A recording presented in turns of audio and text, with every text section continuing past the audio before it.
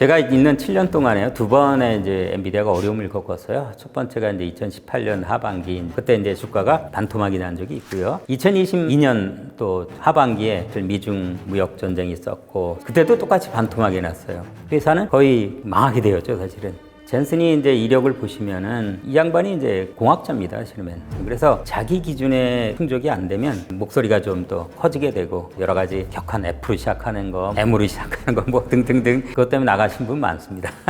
그런 마음에서 어떻게 종업원들이 그 회사를 믿고 그 회사에 내 모든 걸 걸겠다라고 할 수 있겠어요? 사실 쉽지 않은 거거든요. 사실. 그럴 때 그 양반이 했던 메시지가 안녕하세요. 저 이용준입니다. 지금 현재는 준 AI 컨설팅 회사를 5월부터 창업해 갔고요. AI 쪽 관련된 자문 역할을 좀 하고 있습니다. 유전까지는 한 2년 동안 K2S 코리아라고 이제 AI 서버 전문 업체입니다. 여기서 한국 대표 맡았고요. 그전에는 한 7년간 엔비디아 코리아 한국지사 대표로 일했습니다. 그전에 뭐 오라클, 선, HP 외국계 회사에서 한 36년 정도 쭉 좀 지내왔습니다.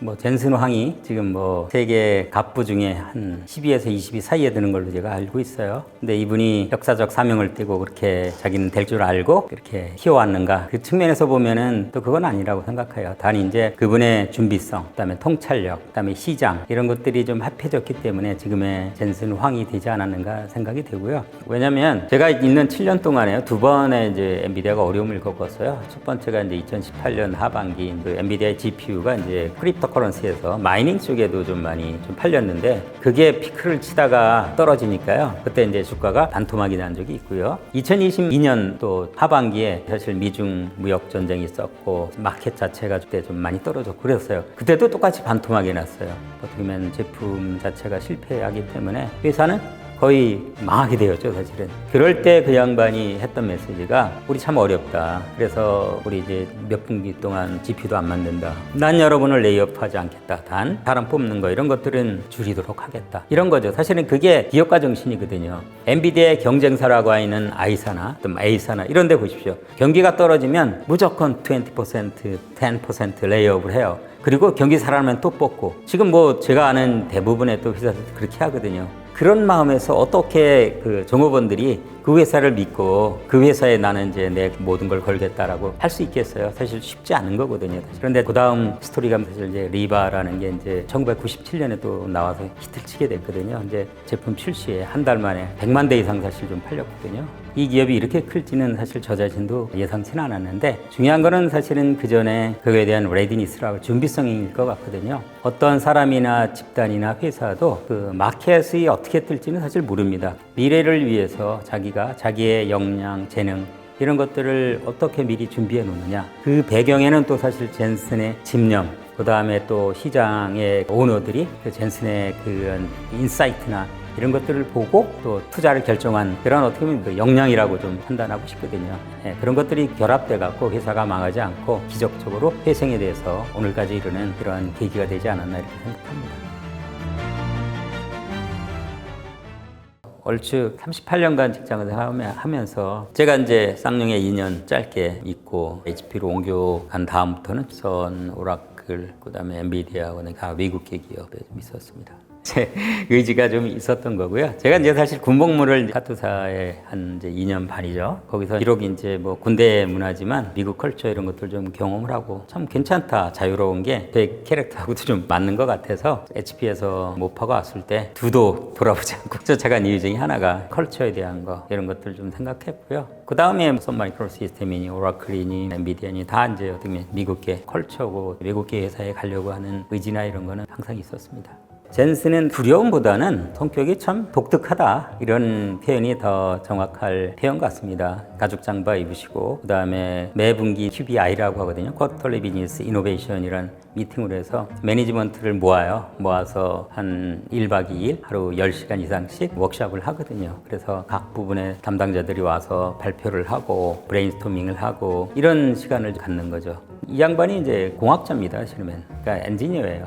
그래서 자기 기준에 그 충족이 안 되면 그거에 대해서 크게 열을 내는 그런 또 캐릭터가 돼요. 그거는 나쁜 의미로 하면 독특한 성격이라고 하지만 좋은 측면에서 보면 열정이거든요, 사실은. 작은 회사일 때 사실은 휘청휘청하잖아요, 어떻게 보면. 싶으면 그러면 이제 오너 입장에서는 빨리 좀 갔으면 좋겠는데 거기에 반감이라고 할까 다른 의견을 가지면 다툼이 있게 되고 그러다 보면 약간 목소리가 좀 더 커지게 되고 여러 가지 격한 F로 시작하는 거 M으로 시작하는 거 뭐 등등등 이런 것들이 좀 나올 수가 있는데 그것 때문에 나가신 분 많습니다.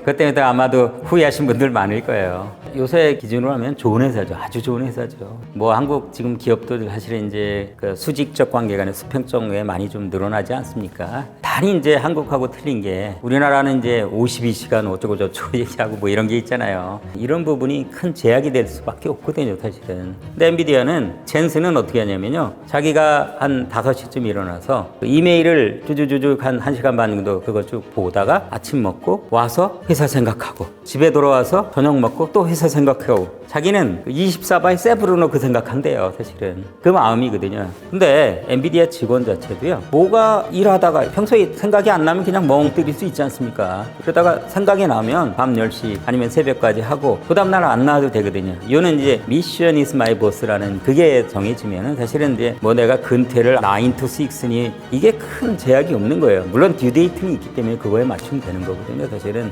그런 식으로 일에 대한 유연성을 좀 갖고 있어요. 사실은 그게 한국하고는 정말 차이가 나는 거예요. 그런 컬처가 사실 시간에 대한 융통성 이런 것들을 특별히 AI 쪽의 개발 회사들, 그 엔터프라이즈 회사들이 갖춰준다면 저는 한국의 AI 전망은 꽤 좋으리라고 생각하고요. 그런 게 계속 발목을 잡는다. 꽤 어려울 거예요. 동남아에서 많이 쫓아오기 있잖아요. 규제도 많잖아요, 사실은. 그러니까 AI 성공의 3대 조건이 뭡니까? 어마어마한 데이터. 두 번째가 그것을 처리할 수 있는 실제 플랫폼들, 소프트웨어들이잖아요, 모델들. 세 번째가 그걸 처리할 수 있는 처리기. 처리기가 됐고 데이터가 확보만 되면 되는데 이놈에게 지금 문제가 되는 거예요, 사실 이게. 그래서 우리나라가 그런 부분에 대해서는 빨리 정책 전환이랄까 이런 게 좀 필요할 것 같습니다.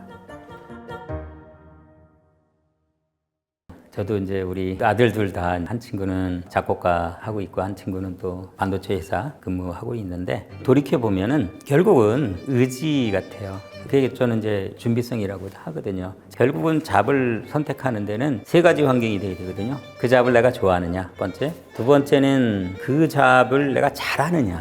거기 엑스퍼티지가 있느냐 뭐 이런 거고요. 더 중요한 게 그 잡을 통해서 퍼포먼스를 낼 수 있느냐 아웃풋을 낼 수 있느냐 이거죠. 그래서 본인이 예를 들어 장사꾼이야 예를 들어 영업이야 내가 진짜 그런 데를 좋아하느냐 사람들 막 대하는 걸 좋아하느냐 사람들의 욕을 들이다 먹어도 괜찮느냐 그 다음에 그래서 아웃풋을 내나 자동차 회사에서 자동차 판매가 되나 뭐 이런 것들 점검해 볼 수 있죠. 근데 그런 거는 젊었을 때는 잘 모를 수가 있어요. 저는 이제 쌍년정보통신에 엔지니어로 갔거든요. 왜? 제가 산업공학 전공했거든요. 그게 제 길인 줄 알았어요. 보니까 저는 오히려 컨설팅하고 이런 게 많은 사람들을 뵈니까 잘하는다는 피드백이 들어와요. 그래서 이 사람은 컨설턴트가 되면 참 좋겠구나. 뭐 이런 거를 여러 사람들을 접해서 제가 체득하게 되는 거죠. 그래서 저는 이제 많은 사람 접촉하고요. 피드백을 듣는 거예요. 내 자신의 진짜 가장 적합한 영역, 내 자신의 스페셜티는 어디인지 그걸 좀 확인하고요. 만약에 그걸 통해서 아웃풋을 좋게 낼 수 있다 그러면은 자신 있게 그걸로 간다고 보면 돼요. 사실 회사도 다양한 영역이 있잖아요. 사실 인사부터 해갖고 마케팅도 있고요, 세일즈도 있고요, 엔지니어도 있고, 컨설팅 영역도 있고. 이거 볼 때는 들어가는데 열심히 하고요. 두 번째는 들어간 다음에 어디가 내가 잘하는지 그때 확인할 수 있거든요. 사실. 거기서 트랜스포 시킬 수 있어요, 자기. 분명히 자기가 의지가 있으면 충분히 되거든요. 그리고 대기업 안 가도 좋아요. 조그만데 초봉 이제 3천도 안 되는데 들어가서 역량이 발휘되잖아요. 역량이란 게 뭐예요? 엔지니어는 엔지니어인 역량, 영업은 영업 역량. 그러면은요 대기업 올라가는 거 어렵지 않습니다, 사실 여러분. 그래서 그걸 꼭 명심하시면 대학에 좌절하지 마시고 본인이 안 된 걸 왜 다른 환경 탓을 해요? 본인의 레디니스를 갖춰야죠. 거꾸로 스카이 나와서 갔어요. 근데 역량 발휘 못하는 사람들, 제가 이제 뭐 HP나 이런 데 있을 때 정말로 제일 S 나왔는데 자른 사람도 할 수 없이 있어요. 왜? 못 쫓아가면 정리할 수밖에 없거든요, 사실은. 그래서 그런 큰 회사들하고 이런 거에 너무 투마치 포커스 하지 마시고요. 그냥 먼저 들어가세요. 들어가시고 그 다음에 적성 찾아도 충분하다. 이렇게 저는 말씀드리고 싶습니다.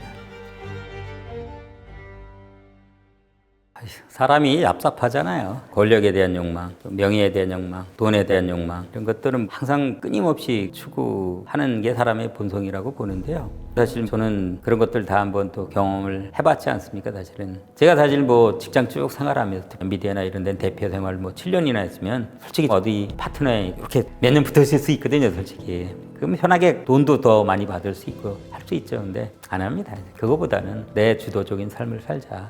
현재까지는 신조예요. 모르겠어요. 앞으로 다시 또 뭐 다시 난 돈이 제일 중요해, 또 위에 꼭대기 명예가 제일 중요해, 그렇게 생각할지는 모르겠지만 현재까지는 그거보다는 제가 갖고 있는 조그만 달란트라고 할까, 이런 것들을 더 개발해갖고 사회에 기여하는 거. 그래서 이제 KTS 코리아는 그 사장한테 더 이상 이제 제가 연장은 좀 안 하겠다, 이렇게 좀 양해를 드렸고, 제가 좋아하는 게 사실 이제 그런 AI 쪽에 영향력은 좀 주고 있고, 그걸로 조금이라 풀칠 정도 하려면 회사를 좀 만들어야 되겠다. 그래서 준 AI 컨설팅이라는 회사를 올 달부터 좀 만들게 된 거고요. 나와서 한 지 얼마 안 됩니다. 그래서 잘 모릅니다, 지금. 그래서 준비는 저는 항상 돼 있어야 된다고 봐요. 여러분 이제 취업하기 전부터, 취업한 다음에도 레디니스 안 돼 있으면요, 어느 시점에 어려움이 오면 그 다음 커리어 찾기가 쉽지가 않아요. 사실. 그게 솔직히 팩트라서 일주일에 하루 정도만, 아니면 하루에 1시간 정도는 내가 미래를 위한 거, 이런 것들을 미리 준비하게 하는 거, 이게 사실 좀 중요하지 않을까 생각해요. 저 같은 경우는 지금 이제 체계적으로 공부를 해야 되겠다고 해서 카이스트에 뭐 카이어 과정도 좀 하는데, 하루에 지금은 최소한 6시간 이상 여기 공부하고 있어요. 나이도 60 넘었는데도 재미나요, 사실은. 한 몇 주 전인가요? 우리 이쪽 업계 교수님 중에 제일 많이 영향을 끼치는 분 중에 하나가 김영석 교수님이라고 있잖아요. 106세신가요? 그러신. 그분이 1시간 반 넘게 강의를 하시는데, 어떻게 이렇게 젊으세요? 그러니까 공부하면 안 늦습니다. 공부하면 늙는 속도가 떨어집니다. 그 메시지가 확 들어오더라고요. 저도 맞는 것 같아요. 그래서 앞으로는 저는 70 넘어서도 일해야 된다고 보거든요. 그래서 항상 그 준비, 자기가 좋아하고 잘하고 또 아웃풋을 낼 수 있는 영역에 대한 것을 준비를 해놓으면은 설령 직장 생활에 대한 나와서도 할 수가 있고요. 사실. 그런 거에 대한 리스크를 최소화시킬 수 있다. 젊은 분들은 인생이 100세 이상 얘기하잖아요. 하지만 인생 짧아요. 세월을 좀 아꼈으면 좋겠어요. 저도 젊었을 때 이렇게 사람 관계 좋아하고 또 이렇게 먹는 것도 좋아하고 그런 것도 있는데, 공부하시라는 얘기죠. 개발하시라는 얘기죠. 어떤 일이든. 그러면 그 영역에 대해서는 그게 이제 큰 밥벌이는 안 될 수는 있어도 재미나게 본인의 인생을 영위할 수 있다, 이렇게 생각합니다.